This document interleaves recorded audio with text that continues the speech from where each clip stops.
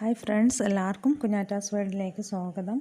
ഇന്ന് നല്ല അടിപൊളി ടേസ്റ്റിൽ നമുക്ക് ബേക്കറിയിൽ നിന്നൊക്കെ വാങ്ങാൻ കിട്ടുന്ന തരത്തിലുള്ള ഒരു മിക്സ്ചർ എങ്ങനെ തയ്യാറാക്കാമെന്ന് നോക്കാം. അപ്പോൾ അതിന് വേണ്ടിയിട്ടുള്ള കാര്യങ്ങൾ എന്തൊക്കെയാണെന്ന് നോക്കാം കേട്ടോ. നമുക്ക് വറുത്ത അരിപ്പൊടി ഉപയോഗിക്കുകയാണെങ്കിൽ അതാണ് നല്ലത്. ഉപയോഗിക്കാം. അപ്പോൾ 1 കപ്പ് അരിപ്പൊടി ആണ് നമ്മളിവിടെ എടുക്കുന്നത്. ഇനി അതിലേക്ക് 2 കപ്പ് കടലപ്പൊടി, അതായത് അരിപ്പൊടി എത്രയാണോ എടുക്കുന്നത് അതിൻ്റെ ഡബിളാണ് കടലപ്പൊടി എടുക്കേണ്ടത്. അതാണ് ഞാൻ പറഞ്ഞത്. 1 കപ്പാണ് ഞാൻ എടുത്തിട്ടുള്ളത് അരിപ്പൊടി, അതുകൊണ്ട് 2 കപ്പ് കടലപ്പൊടി. ഇനി കുറച്ച് ഉപ്പ്, പിന്നെ നമുക്ക് എരിവ് എത്ര ആവശ്യമുണ്ടോ അതിനുള്ള മുളക് പൊടി, അതും കൂടെ ചേർത്തിട്ട് മഞ്ഞൾപ്പൊടിയും കൂടെ ചേർത്തിട്ട് നമ്മളൊന്ന് ആ പൊടി ഒന്ന് നല്ലോണം മിക്സ് ചെയ്തെടുക്കുക. കൈ കൊണ്ട് മിക്സ് ചെയ്യുക, അല്ലെങ്കിൽ എന്തെങ്കിലും ടീസ്പൂണൊക്കെ വെച്ചിട്ട് മിക്സ് ചെയ്താലും മതി കേട്ടോ.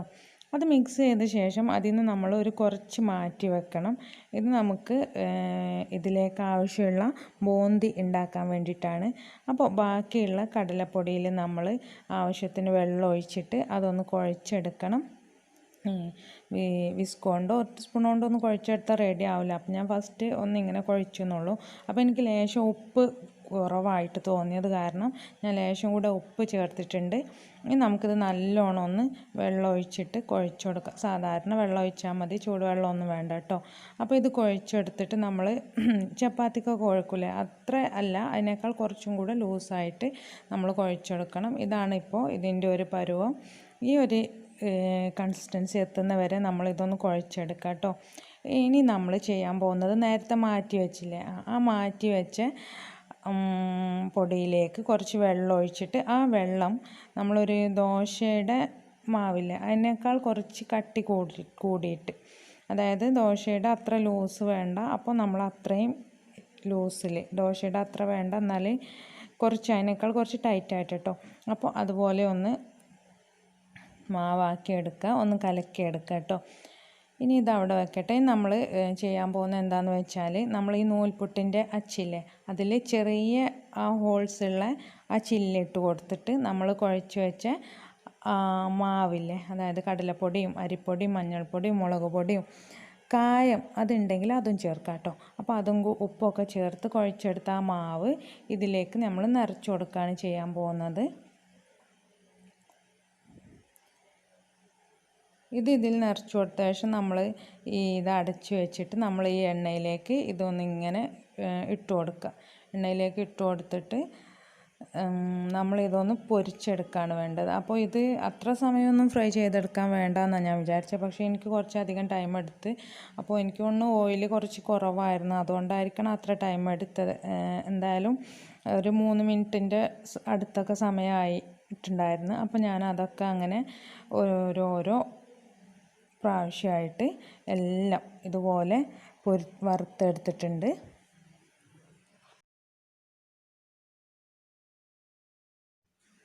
ഇപ്പോൾ നമ്മൾ ബേക്കറിയിൽ നിന്നൊക്കെ ഈ മിക്സ്ചർ വാങ്ങുമ്പോൾ ഇത് നമുക്ക് എത്രത്തോളം നല്ലതാണ്, അതായത് ഉപയോഗിച്ച എണ്ണയിൽ തന്നെ വീണ്ടും വീണ്ടും ഉപയോഗിച്ചിട്ടാണോ ഉണ്ടാക്കുന്നത്, അപ്പോൾ അതൊന്നും നമുക്കറിയില്ലല്ലോ. അപ്പോൾ നമ്മൾ സ്വന്തം ഉണ്ടാക്കുമ്പോൾ നമുക്കൊരു വിശ്വാസമാണല്ലോ. അതുകൊണ്ടാണ് ഞാനിങ്ങനെ ഹോം മെയ്ഡ് മിക്സ്ചർ ചെയ്യുന്നത് എങ്ങനെയാണെന്ന് ഇങ്ങനെ നോക്കിയത്. അപ്പോൾ ഒരുപാട് റെസിപ്പീസ് ഞാനിങ്ങനെ കണ്ടു. അപ്പോൾ എനിക്ക് ഇത് ചെയ്ത് നോക്കാമെന്ന് തോന്നിയിട്ട് ഞാനും കൂടെ ഒന്ന് ചെയ്ത് നോക്കിയതാണ്. അപ്പോൾ ഇതാണ്. ഇപ്പോൾ ഇത് ഏകദേശം വറവായി വന്നിട്ടുണ്ട്. ഇനി നമുക്ക് ഇതൊന്ന് ഒരു അരിപ്പയിലേക്ക് അല്ലെങ്കിൽ ഒരു കോരി വെച്ചിട്ടൊന്ന് കോരിയെടുക്കാം. എന്നിട്ട് ഇതിൻ്റെ എണ്ണ വാർന്ന് പോകാനായിട്ട് നമ്മൾ ടിഷ്യൂ പേപ്പറിലേക്ക് ഇട്ട് വെച്ചാൽ മതി. അപ്പോൾ ഇതിൻ്റെ എണ്ണയൊക്കെ വാർന്ന് പോകും. ഇനി നമ്മൾ നേരത്തെ കലക്കി വെച്ചിരുന്ന മാവില്ല, അത് ഇതുപോലെ ഒരു ഹോളുള്ള കോരി ഉണ്ടെങ്കിൽ അതിലേക്ക് ഒഴിക്കാം. ഞാൻ ചോറൊക്കെ കോരുന്ന അതിലേക്കാണ് ഒഴിച്ചത്. അപ്പോൾ അതങ്ങനെ അതിലേക്ക് ഇട്ടിട്ട് ഒന്ന് കോരിയെടുക്കുക.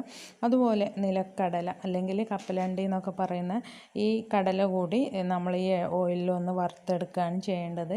ഇനി ഇതിലിട്ട് വറുക്കാൻ പോകുന്നത് വെളുത്തുള്ളിയാണ്.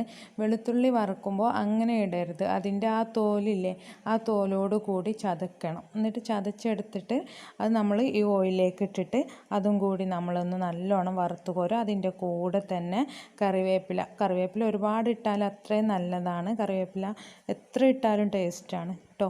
അപ്പോൾ അതും കൂടെ അതിൻ്റെ കൂടെ ഇട്ടിട്ട് വറുത്ത് കോരിയെടുക്കുക. ഇതിൻ്റെ കൂടെ വേണമെങ്കിൽ ഉള്ളവർക്ക് വറ്റൽമുളക് അതും കൂടെ ആഡ് ചെയ്യാം. ഞാൻ എൻ്റെ കയ്യിൽ ഇല്ലാത്തത് കാരണമാണ് വറ്റൽമുളക് ഇടാത്തത്. വറ്റൽമുളക് ഇട്ടാൽ നല്ലതാണ്, ടേസ്റ്റ് കൂടും, കാണാനും ഒരു ഭംഗിയാണ്. ഇനി ഇത് പൊട്ടുകടലയും കൂടെ ഇതിലേക്ക് ഇട്ടിട്ട് നമ്മൾ അതും നല്ലോണം ഒന്ന് വറുത്ത് കോരാം. പൊട്ടുകടലയ്ക്ക് പകരം ചിലപ്പോൾ പരിപ്പ് ഉപയോഗിക്കാം, ഉപയോഗിച്ചാലും പറ്റുമായിരിക്കും. പരിപ്പ് ചിലപ്പം പൊരിഞ്ഞ് വരുമ്പോൾ അത് പിന്നെ കടിക്കുമ്പോൾ ഒരു കട്ടി തോന്നുമായിരിക്കും, കണ്ടപ്പോൾ അങ്ങനെ തോന്നുന്നു എനിക്ക്.